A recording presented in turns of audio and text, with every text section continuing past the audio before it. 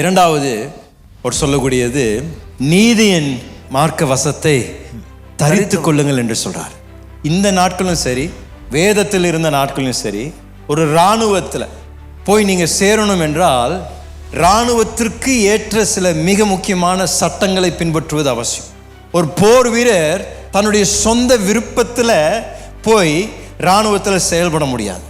மிலிட்ரியில் அதான் சொல்ல, military டிசிப்ளினாவே military discipline. ஏன்னா அது அப்படிப்பட்ட ஒரு ஒழுக்கம் அங்கே சொல்லிக் கொடுக்கப்படுது. அதே நேரத்தில் நாம் ஒரு யுத்தத்தில் போய் நாம் அதில் கலந்து கொள்ளணும்னா இந்த இராணுவத்தில் நீங்கள் போய் சேரும்பொழுது நீங்கள் சொல்ல முடியாது, நானே என் வீட்டிலே துப்பாக்கி செய்திருக்கிறேங்க, நான் அதை கொண்டு வந்துட்டுமா, இல்லை நானே என் வீட்டில் நானே ஸ்பெஷலாக என்னுடைய சொந்த புல்லட் ப்ரூஃப் வெஸ்ட்டை நானே செய்திருக்கிறேன், நான் அதை கொண்டு வரேங்கன்னு சொல்லி அப்படி கேட்க முடியாதுங்க.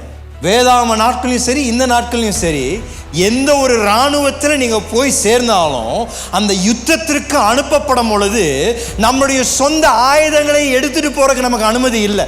உங்கள் வீட்டில் நீங்கள் எவ்வளோ தூரம் பயன்படுத்தியிருந்தாலும் சரி, என்னமா எவ்வளோ நாள் அதை போட்டிருந்தாலும் சரி, ஒரு இராணுவத்தில் நீங்கள் போய் அந்த யுத்தத்தில் கலந்து கொள்ளணும்னா இராணுவம் உங்களுக்கு போடக்கூடிய வஸ்திரத்தை தரும், போடக்கூடிய ஷூவை தரும், போடக்கூடிய ஹெல்மெட்டை தரும், போடக்கூடிய அந்த புல்லட் ப்ரூஃப் வெஸ்ட்டை தரும். அவங்க துப்பாக்கி தருவாங்க. நீங்கள் சொந்த விருப்பத்தில் எதையும் எடுத்துகிட்டு போக முடியாது.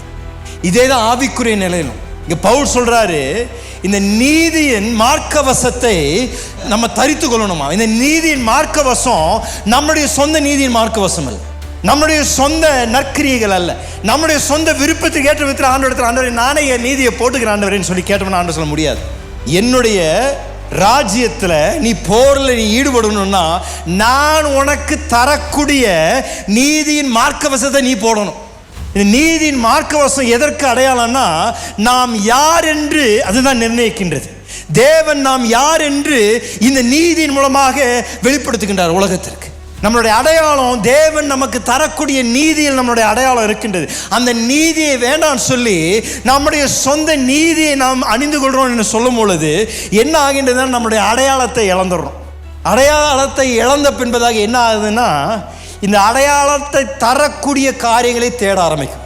அந்த வேலை செய்தானா எனக்கு ஒரு அடையாளம் கிடைக்கும், அந்த பதவி எனக்கு கொடுத்தானா எனக்கு ஒரு அடையாளம் கிடைக்கும், அந்த பணம் எனக்கு இருந்ததுன்னா எனக்கு ஒரு அடையாளம் கிடைக்கும், அந்த உறவு எனக்கு இருந்தால் எனக்கு அடையாளம் கிடைக்கும் என்று இன்றைக்கு மனிதன் பல காரியங்களை, அந்தஸ்தை, செல்வாக்கை, பதவிகளை, வேலைகளை தேடக்கூடிய மிக முக்கியமான காரணம் என்னன்னா அதன் மூலமாக அவங்களுக்கு எப்படியாவது ஒரு அடையாளம் கிடைக்கும் என்று.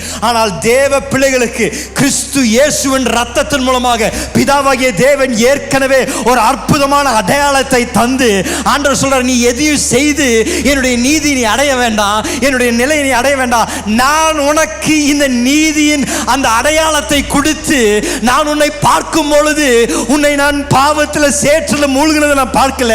இன்றைக்கு நான் உன்னை பார்க்கும் பொழுது என்னுடைய குமாரனாகிய இயேசுவின் நீதியை உனக்குள் நான் பார்க்கின்றேன். அவருடைய நீதி உனக்குள் இருக்குது.